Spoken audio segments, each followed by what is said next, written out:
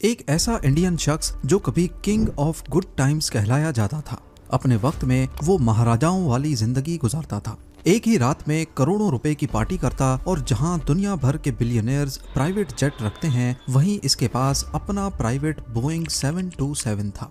लेकिन आज उसका नाम इंडियन हिस्ट्री में किए जाने वाले सबसे बड़े फ्रॉड केस से जोड़ा जाता है। जी हाँ, हम बात कर रहे हैं विजय माल्या की। किंगफिशर वो नाम था जिसने उसे हर उस चीज का मालिक बनाया जिसे एक आम आदमी सपने में देखता है। लेकिन आखिर में ऐसा क्या हुआ जो यही नाम इसे पूरी तरह से ले डूबा। जेम टीवी की वीडियोस में एक बार फिर से खुशामदीद।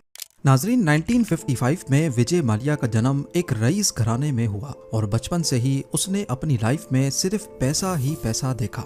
फादर विट्ठल माल्या के पास पैसे की कोई कमी नहीं थी क्योंकि इंडिया की ज्यादातर लिकर इंडस्ट्री पर उनका कंट्रोल था। वो यूनाइटेड ब्रूरी के डायरेक्टर और सबसे बड़े शेयर होल्डर थे। अपने बिजनेस नेचर की वजह से मुल्क भर में उन्हें अच्छी निगाह से नहीं देखा जाता। वो मीडिया से दूर रहते थे और कहा जाता है कि अक्सर अपने खिलाफ न्यूज चलने से पहले ही पैसे देकर उसे रुकवा देते थे। विजय माल्या उनका इकलौता बेटा था। वो बचपन से ही महाराजाओं वाली जिंदगी गुजारता था, पर उसके शौक कुछ अलग ही थे। वो बचपन से ही गाड़ियों का बहुत शौकीन था और जिस वक्त इंडिया में बच्चे लट्टू और कंचे खेलते थे, विजय माल्या रिमोट कंट्रोल्ड गाड़ियों से खेलता था। विट्ठल माल्या ने उसके मुंह से कभी चांदी का चम्मच निकालने की कोशिश ही नहीं की और उसका नतीजा ये हुआ कि विजय जब बड़ा हुआ तो उसके शौक भी वैसे ही थे। वो अब खिलौनों वाली नहीं बल्कि असली गाड़ियों का शौकीन हो गया। 250 के करीब विंटेज कार्स की कलेक्शन और 200 से ज्यादा घोड़े उसने सिर्फ शौक में पाले थे। उसका ये शौक विट्ठल माल्या को पसंद नहीं था क्योंकि उनका मानना था कि ऐसे शौक पालने वाला इंसान एक अच्छा बिजनेसमैन नहीं बन सकता। लेकिन महाराजा के शौक का कोई मोल नहीं था। विजय माल्या ने 1982 में इंडियन ग्रैंड प्री का अवार्ड जीता और ट्रॉफी अपने नाम करके नेशनल चैंपियन बन गया। वो अपने इस शौक को नेक्स्ट लेवल पे लेके जाता, लेकिन फिर एक वाकया हुआ जिससे उसकी लाइफ का ट्रैक हमेशा हमेशा के लिए बदल गया। विट्ठल माल्या की अचानक हार्ट अटैक से मौत हो गई। विजय उस वक्त 28 साल का था और इस सदमे ने उसकी जिंदगी बदल दी। जिस उम्र में वो आजाद और लापरवाह रहना चाहता था, तब उसके कंधों पर बाप की बिजनेस एम्पायर संभालने की जिम्मेदारी आ गई। उस वक्त कई करीबी लोगों का मानना था कि विजय क्योंकि महाराजाओं वाली जिंदगी का आदी है, इसलिए वो इतनी बड़ी बिजनेस एम्पायर नहीं चला पाएगा। लेकिन जैसा सोचा गया, विजय ने बिल्कुल उसका उलट किया। यूनाइटेड ब्रूरी की तमाम प्रोडक्ट्स में से किंगफिशर ने विजय को सबसे ज्यादा अट्रैक्ट किया क्योंकि बाप के मरने से चंद साल पहले ही विजय ने खुद इसे लॉन्च किया था। क्योंकि विजय उस वक्त खुद भी यंगस्टर था, तभी उसको अच्छी तरह मालूम था कि अगर किंगफिशर को मार्केट में हिट करवाना है तो इसका सिर्फ एक ही तरीका है और वो है यंगस्टर्स को टारगेट करना। बेंगलोर इंडिया का वो पहला शहर था जहां से पब्स का कल्चर स्टार्ट हुआ और यहीं छुपी थी किंगफिशर की कामयाबी। उसने मुख्तलिफ तरीकों से किंगफिशर को यंगस्टर्स के बीच इंट्रोड्यूस करवाया, जहां पब्स में अच्छा माहौल दिया जाता, खास तौर पर लड़कियों के लिए। ये ट्रेंड काफी वायरल हो रहा था। यंगस्टर्स रात 4 बजे तक पब्स में ही बैठे रहते। बेंगलोर जहां पहले सिर्फ एक पब था, 5 सालों के बाद वहां 40 नए पब्स खुल गए और इसका डायरेक्ट फायदा किंगफिशर अपने नाम कर रहा था। देखते ही देखते कुछ ही सालों में किंगफिशर ने ब्रांड की शक्ल इख्तियार कर ली। लोग अब बियर नहीं बल्कि किंगफिशर का नाम लेकर ड्रिंक मांगने लगे। उस वक्त कई इंडियन पॉलिटिशियंस ने इस वेस्टर्न कल्चर के खिलाफ आवाज भी उठाई, लेकिन विजय को किसी की परवाह नहीं थी। वो सिर्फ ये साबित करना चाहता था कि उसने यूनाइटेड ब्रूरी की सक्सेस को आसमान की ऊंचाइयों तक पहुंचा दिया है और इसमें कोई शक भी नहीं था। यूबी इंडिया का सबसे बड़ा लिकर मैन्युफैक्चरर बन चुका था, यहाँ तक कि हर 2 में से 1 बॉटल किंगफिशर की सेल होने लगी। विजय माल्या उस वक्त बादशाहों वाली जिंदगी गुजार रहा था। इंडिया में इसका नाम काफी इंस्पायरिंग था क्योंकि जिस वक्त इंडिया में आम सी गाड़ी खरीदना भी लोगों का सपना था, उस वक्त माल्या BMW, मर्सिडीज और पोर्शे जैसी गाड़ियों में घूमता। लोग उसको प्रिंस ऑफ इंडिया, महाराजा और रिचेस्ट मैन ऑफ इंडिया जैसे नामों से जानते थे। विजय माल्या को लग रहा था कि आगे भी सब कुछ ऐसे ही चलता रहेगा, लेकिन ये उसकी सबसे बड़ी भूल थी। इंडिया में शराब को अच्छा नहीं समझा जाता था, खास तौर पर पब जैसे वेस्टर्न कल्चर को, और इस सब को लेकर इंडियन सरकार के इरादे कुछ अलग थे। इन इरादों का प्रैक्टिकल विजय माल्या के लिए बुरे सपने से कम नहीं था। इंडिया के काफी हिस्सों में शराब पर पाबंदी लगा दी गई। किंगफिशर की सेल्स तेजी से गिरने लगी और बैंड स्टेट्स में सरकार ने ढेर सारी बॉटल्स को पकड़कर उस पे रोड रोलर चलाना शुरू कर दिए। ये विजय माल्या का होने वाला डायरेक्ट लॉस था, पर यह तो सिर्फ एक शुरुआत थी। इसके बाद इंडियन सरकार ने विजय माल्या के खिलाफ घेरा मजीद तंग करते हुए एक नई मुसीबत खड़ी कर दी, क्योंकि जिन स्टेट्स में लिकर बेचने की परमिशन भी थी वहां पर भी अब टीवी और न्यूज़पेपर्स में शराब की एडवर्टाइजमेंट्स पर बैन लगा दिया गया। ये फैसला ऐन उस वक्त किया गया जब माल्या अपने बिजनेस की ग्रोथ पर फोकस कर रहा था। इस मोड़ पर किंगफिशर की एडवर्टाइजिंग का ऐसा तरीका अपनाया गया जिसे सरोगेट एडवर्टाइजिंग कहते हैं। ये एडवर्टाइजिंग टेक्निक दुनिया भर में खास तौर पर उन प्रोडक्ट्स के लिए इस्तेमाल होती है जिनकी एडवर्टाइजिंग पे बैन लगा हो। इसमें कोई भी ब्रांड अपनी प्रोडक्ट को दूसरी प्रोडक्ट की आड़ में मार्केट करता है जिनकी सेल पर कोई रिस्ट्रिक्शन नहीं होती। अब किंगफिशर इंडिया में जाना माना ब्रांड तो था ही, इसलिए विजय माल्या ने किंगफिशर मिनरल वाटर और सोडा वाटर लॉन्च किए और उनकी एडवर्टाइजिंग करने लगे। भले ही वो एड पानी का था, लेकिन सबको मालूम था कि ये किस चीज की मार्केटिंग है। 1996 में जब वर्ल्ड कप इंडिया होस्ट कर रहा था, तब भी किंगफिशर ने एक वायरल एडवर्टाइजिंग का सहारा लिया और अपनी टारगेट ऑडियंस तक आवाज पहुंचाई। वो किंगफिशर को एक नेशनल ब्रांड बनाने में कामयाब हो चुका था, एक ऐसा ब्रांड जिसका नाम हर दूसरा आदमी जानता था। विजय माल्या हर एज ग्रुप के लोगों को टारगेट करने का हुनर सीख चुका था। उसने हर उस छोटे बड़े इवेंट को स्पॉन्सर करना शुरू कर दिया जहां मीडिया की प्रेजेंस होती थी, और इस तरीके से ना चाहते हुए भी मीडिया पर किंगफिशर का नाम चल जाता। बाद में किंगफिशर कैलेंडर भी लॉन्च किया गया जिसमें इंडियन मॉडल्स के फोटोशूट का कंपटीशन करवाया जाता। इस कैलेंडर के जरिए बॉलीवुड के कई बड़े नामों का जन्म हुआ, जिसमें दीपिका पादुकोण, जिन्होंने 2006 में कैलेंडर गर्ल का टाइटल जीता और 2008 में उनकी पहली मूवी रिलीज हुई। इसी तरह कतरीना कैफ और नरगिस फखरी जैसे नाम भी इसी कैलेंडर की वजह से उठे। किंगफिशर कैलेंडर के लिए मॉडल्स विजय माल्या खुद ही चुनता था और ये कैलेंडर 2003 से शुरू होकर अगले 19 सालों तक चलता रहा। माल्या ने इंडिया में पीने का कल्चर इस हद तक एडवर्टाइज किया जिसका अंदाजा लगाना भी काफी मुश्किल है। कोई ऐसी चीज नहीं थी जो उसके पास ना हो, दौलत, शोहरत और सबसे बढ़कर एक ऐसा ब्रांड जो सोने के अंडे देने वाली मुर्गी से कम नहीं था। एक पावर की कमी थी, वो भी उसने पॉलिटिक्स ज्वाइन करके पूरी कर ली। उसको सिर्फ एक चीज बहुत खराब लगती थी और वो था उसको दिया गया एक ऐसा नाम जो उसके प्रोफेशन से जुड़ा था। जी हाँ, शराब का बेताज बादशाह या फिर लिकर बैरन। अंदर ही अंदर माल्या को ये चीज खा रही थी कि इंडिया में उसे अच्छी नजरों से नहीं देखा जाता। बेशक सब उसके आगे पीछे घूमते हैं, लेकिन वो भी जानता था कि ये सब पैसे का कमाल है। विजय माल्या को एक ऐसा नाम कमाना था जो उसे समाज में इज्जत दे सके, इसीलिए उसके दिल में एक खतरनाक प्लान बन रहा था। एक ऐसा प्लान जो विजय माल्या का किंग ऑफ गुड टाइम्स का टाइटल छीनने वाला था। 2004 में विजय माल्या ने 12 एयरबस A320 खरीदे जिनकी वैल्यू $240 मिलियन थी और किंगफिशर के नाम से ही एक लग्जरी एयरलाइन लॉन्च करने की अनाउंसमेंट कर डाली। वो आम आदमी का फ्लाइंग एक्सपीरियंस अपग्रेड करना चाहता था। एयरलाइन के कमर्शियल में बताया गया कि वो फ्लाइट अटेंडेंट्स नहीं बल्कि मॉडल्स हायर करते हैं। एयरलाइन की धमाकेदार लॉन्च के लिए एक बहुत बड़ा इवेंट रखा गया जिसमें मुल्क भर से हाई प्रोफाइल गेस्ट्स को बुलाया गया। अपने बेटे की 18th बर्थडे पर किंगफिशर एयरलाइंस को लॉन्च किया गया। ये बिल्कुल अलग तरह की एयरलाइन थी। इस लॉन्च इवेंट की वजह से किंगफिशर का नाम दुनिया भर में छा गया और वो एक लाइफस्टाइल ब्रांड के तौर पे उभरने लगा। एयरलाइन की फ्लाइट अटेंडेंट से लेकर खाने का मेन्यू तक विजय माल्या खुद सेलेक्ट करता था और इन मॉडल्स का uniform famous fashion designer Manu Viraj Khosla से डिजाइन करवाया गया।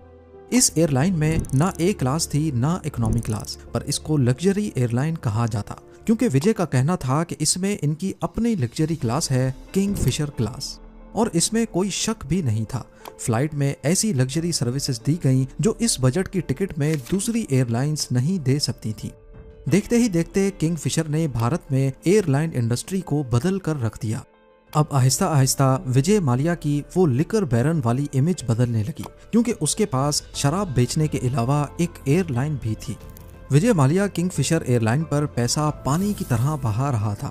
एक दिन एयरबस की फैक्ट्री टूर पे उसको सेल्स टीम ने घेर लिया और ऐसी ऐसी चीजें दिखाई कि उसी दिन मालिया ने उनसे $1 अरब के नए जहाज खरीद लिए।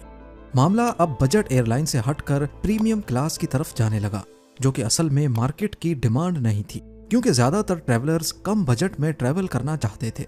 पहले जहां कोई क्लास नहीं थी, अब ए क्लास लॉन्च की गई, जिसमें बेस्ट चीजें सर्व होने लगी। लग्जरी सीटिंग, प्रीमियम सर्विस और खाना ऐसा जो शायद मेजॉरिटी इंडियंस ने पहले कभी नहीं खाया था, जैसा कि लॉबस्टर्स, जिनका नाम भी अक्सर पैसेंजर्स पहली बार सुन रहे थे। नई क्लासेस लॉन्च करने और एक्स्ट्रा एयर बस खरीदने की वजह से एयरलाइन की ऑपरेशनल कॉस्ट काफी बढ़ गई।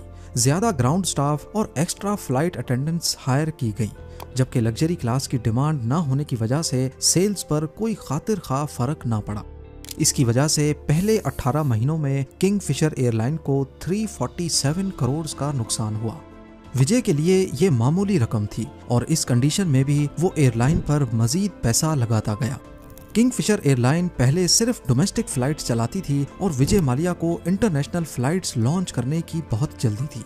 लेकिन मसला ये था कि कोई भी एयरलाइन इंटरनेशनल फ्लाइट्स तब तक लॉन्च नहीं कर सकती जब तक डोमेस्टिक फ्लाइट्स में उसको 5 साल का एक्सपीरियंस ना हो जाए। लिहाजा उसने जल्दी के चक्कर में एयर डेक्कन नाम की एक दूसरी एयरलाइन खरीद ली।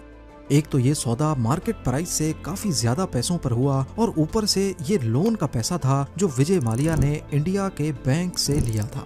उसका प्लान सिंपल था कि लोन का पैसा लो, एयरलाइन में लगाओ और रिटर्न पाने पर लोन चुका दो।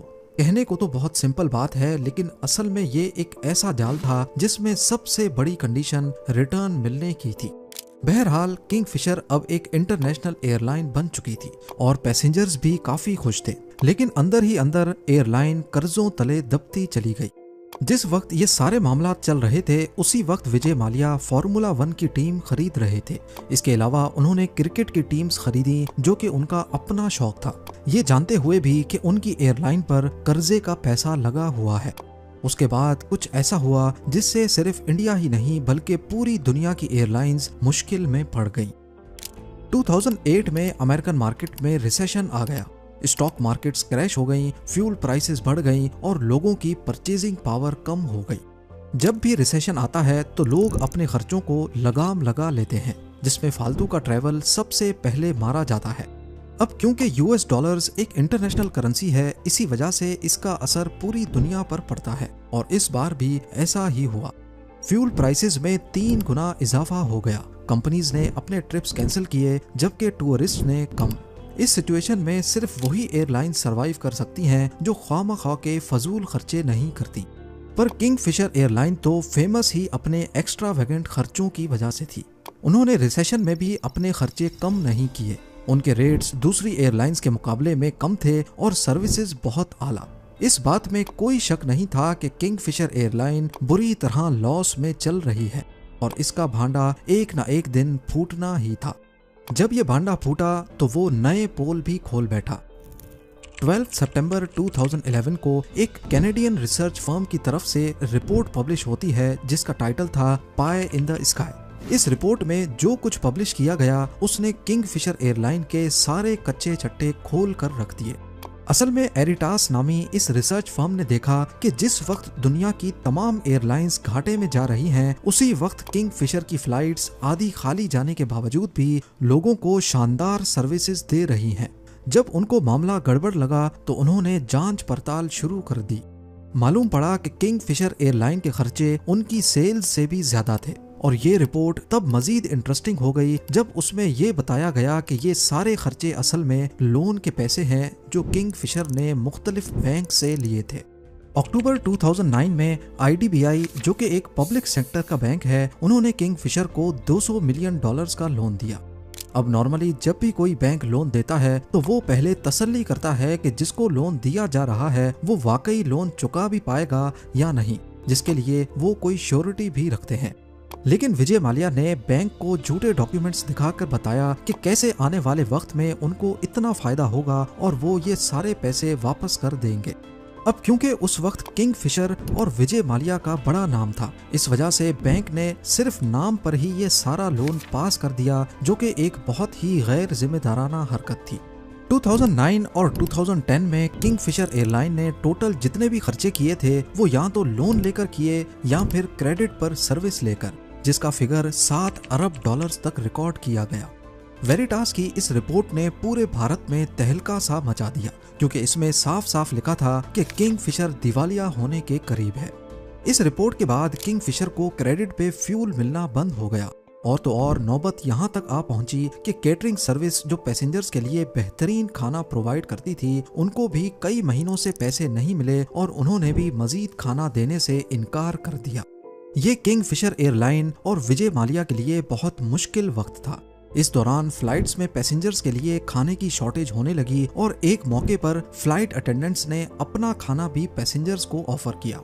इसके बाद वो दिन भी आ गया जब किंगफिशर एयरलाइंस के स्टाफ की सैलरीज भी बंद हो गई। उनको उम्मीद दिखाई गई कि कंपनी जल्द ही नुकसान की चुकाई करके सबको सैलरीज देगी। ऐसे करते करते 6 महीने गुजर गए, लेकिन किसी को सैलरी का 1 रुपया भी नहीं मिला। स्टाफ ने प्रोटेस्ट किए, लेकिन वादों के सिवा कुछ नहीं मिला। अफसोस की बात यह थी कि जब ये सब कुछ चल रहा था, 900 एम्प्लॉइज को 6 महीनों से सैलरीज नहीं मिली थी, उसी वक्त विजय माल्या एक फार्मूला 1 टीम और क्रिकेट टीम चला रहे थे। बेशक उस वक्त किंगफिशर एयरलाइन के पास पैसे नहीं थे, लेकिन विजय माल्या के पास थे। उसके शाहाना लाइफ स्टाइल में किसी किस्म की कमी नहीं आई, और ये सब जब किंगफिशर के एम्प्लॉइज देखते तो उनका खून मजीद खोलने लगता। इसी बीच मुंबई के इनकम टैक्स डिपार्टमेंट ने टैक्स ना देने पर 2 मरतबा किंगफिशर एयरलाइंस के बैंक अकाउंट सीज कर दिए। 2012 की शुरुआत में किंगफिशर के आधे से ज्यादा जहाज ग्राउंड हो गए और ये अपना टॉप इंडियन एयरलाइन का टाइटल भी खो बैठी। अक्टूबर 2012 में Directorate General of Civil Aviation ने किंगफिशर का लाइसेंस सस्पेंड कर दिया, और ये किंगफिशर एयरलाइन का आखिरी दिन था। विजय माल्या ने 17 इंडियन बैंक से टोटल 9,000 करोड़ रुपयों का लोन लिया था। इनमें से ज्यादातर पैसा पब्लिक सेक्टर बैंक्स का पैसा था, यानी ये अवाम का पैसा था। लोन वापस ना मिलने पर बैंक्स ने विजय माल्या के खिलाफ केस फाइल किया, जिसमें बताया गया कि विजय माल्या एक विलफुल डिफॉल्टर है, यानी उसने जानबूझकर बैंक से तब लोन लिया जब उसको मालूम था कि उसकी एयरलाइन डूब रही है। इस सारे मामले को लेकर सीबीआई और इन्फोर्समेंट डायरेक्टरेट ने भी इंक्वायरी की, जिसमें यह मालूम हुआ कि लोन लेते वक्त विजय माल्या ने फेक डॉक्यूमेंट्स दिखाकर बैंक से लोन लिए थे। और इन्वेस्टिगेशन में इस चीज के भी सबूत मिले कि जो पैसा किंगफिशर एयरलाइन को बचाने के लिए लिया गया था, वो असल में उसने अपनी पर्सनल लग्जरीज और यूबी के दूसरे बिजनेस में इन्वेस्ट किया। ये सारी बातें तो रही एक तरफ, दूसरी तरफ विजय माल्या के खिलाफ लोगों का गुस्सा तब मजीद बढ़ गया जब उसने इन हालात में भी अपनी 68th बर्थडे गोवा में बड़ी शान के साथ सेलिब्रेट की, जिसमें फेमस सिंगर एनरिके इग्लेसियस को बुलाया गया। इस पार्टी में होने वाले दूसरे खर्चे हटाकर एनरिके की कॉर्पोरेट इवेंट में आने की फीस ही सिर्फ $1.5 मिलियन थी। यानी एक अंदाजे के मुताबिक इस पार्टी में होने वाले खर्चे का सिर्फ 20% देकर वो कम से कम अपने एम्प्लॉइज की 6 महीने की सैलरी पे कर सकता था, जो उस वक्त बड़ी मुश्किल में थे। जब विजय माल्या के खिलाफ इंडिया में लीगल कार्रवाई शुरू हुई तो वो 2016 में इंडिया छोड़कर यूके चला गया। इंडियन अथॉरिटीज ने उसके पासपोर्ट को कैंसिल कर दिया और उनके खिलाफ एक्स्ट्राडिशन के लिए यूके गवर्नमेंट के पास रिक्वेस्ट भेज दी। इंडियन गवर्नमेंट चाह रही थी कि मलाया को वापस लाया जाए ताकि उसका ट्रायल इंडिया में हो सके।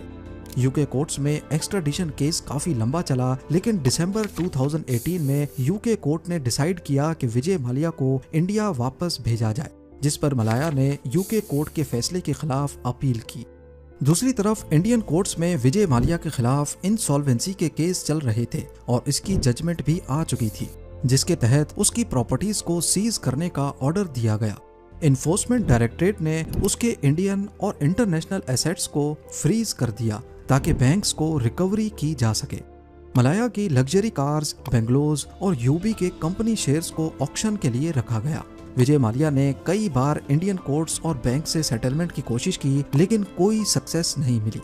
किंगफिशर एयरलाइंस के कोलैप्स के बाद विजय माल्या का पब्लिक इमेज काफी खराब हो गया। उस पर मीडिया और लोगों ने काफी क्रिटिसाइज किया, स्पेशली क्योंकि वो यूके में लग्जरी लाइफ जी रहा था, जबकि इंडिया में उसके ऊपर कर्जा चुकाने का दबाव था। अभी तक विजय माल्या की लीगल टीम उसको बचाए हुए है, लेकिन इंडिया में उसको वापस लाने की कोशिशें अभी तक चल रही हैं। उम्मीद है जेम टीवी की ये वीडियो भी आप लोग भरपूर लाइक और शेयर करेंगे।